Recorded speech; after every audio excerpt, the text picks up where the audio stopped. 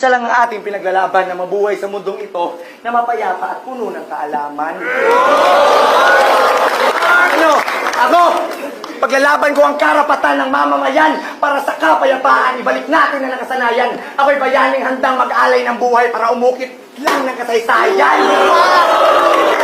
Ano? Kung gusto mong tangkilikin, ibahin mo yung pamamaraan, pinakita mo lang sa sanlibutan Andres na walang kwentang yung pamahalaan.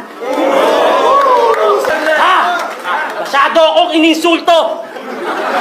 Nakakahasil!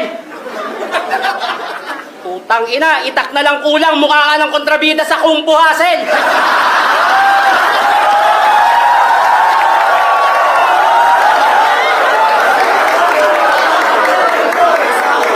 Maraming maling impormasyon sa sambayanan ng iyong binisto-bisto. Tinawag mo akong bayani at bayani. Tayo'y